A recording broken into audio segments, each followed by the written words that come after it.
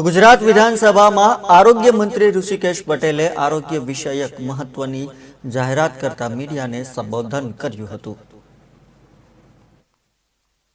જન્મથી બહેરાશ હોય એવા બાળકો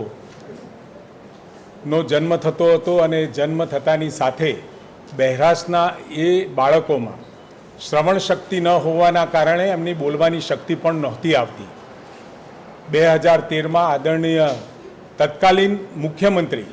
પ્રધાનમંત્રી હાલના મોદી સાહેબના ધ્યાનમાં આવ્યું કે આવા બાળકો માટે એમને એકમાત્ર વિકલ્પ એ સાંભળતા થાય એના માટેની કોક્લિયર ઇમ્પ્લાન્ટ સર્જરી હતી। એમને 2013થી આ કાર્યક્રમ ચાલુ કર્યો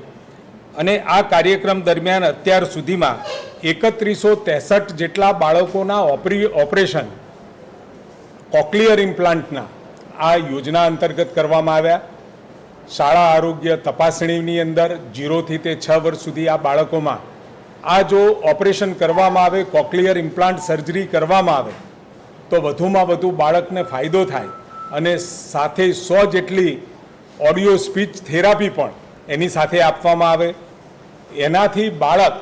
ભલે જન્મજાત બહેરું હોય, શ્રવણ શક્તિ ના હોય, પરંતુ સાંભળી શકે અને બોલી શકે એ પ્રકારના આશીર્વાદ લેવાનું કામ આદરણીય પ્રધાનમંત્રી મોદી સાહેબે ચાલુ કર્યું હતું। પરંતુ સમય જતાં ધ્યાનમાં આવ્યું અને ધારાસભ્ય અને બીજા કેટલાય નાના નાના બાળકો, નાના નાના ભૂલકાઓ લઈ અને ગરીબ મા બાપો અહીંયા ઓફિસમાં આવતા, ધારાસભ્યો દ્વારા પણ રજૂઆત મળતી કે આવા બાળકો જે 6 વર્ષ સુધીના હોય એટલે એનું જે બહારનું પ્રોસેસર હોય છે એ બહારનું પ્રોસેસર બાળક સાચવવા માટે સક્ષમ હોતો નથી। ક્યાંક એ તૂટી જતું હોય છે, ખોવાઈ જતું હોય છે, પલળી જતું હોય છે, કાં તો ઓટોમેટિક એ બંધ થતું હોય છે। તો આવા સંજોગોમાં આ ગરીબ બાળકોને લગભગ 5 લાખ રૂપિયાની કિંમત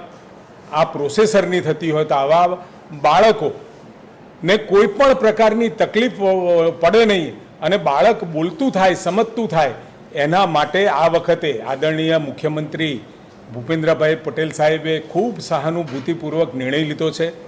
કે આવા બાળકોને જે અત્યારે લગભગ આ વર્ષે 700 જેટલા બાળકોને 1365 આવા બાળકો આઈડેન્ટિફાઈ થયા છે, એમાંથી 700 બાળકોને જ્યાં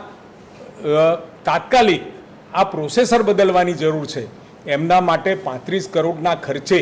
એક પણ રૂપિયો લીધા સિવાય આ યોજના અને આ યોજના થકી ભૂપેન્દ્રભાઈ પટેલ સાહેબે ખૂબ સહાનુભૂતિપૂર્વક નિર્ણય લીધો છે। 5 લાખ રૂપિયા સુધીનો જે ખર્ચો પ્રોસેસરનો થાય છે, એક પણ રૂપિયો લીધા વગર ફરીથી એને પ્રોસેસર બદલી આપવાનો નિર્ણય કરવામાં આવ્યો છે।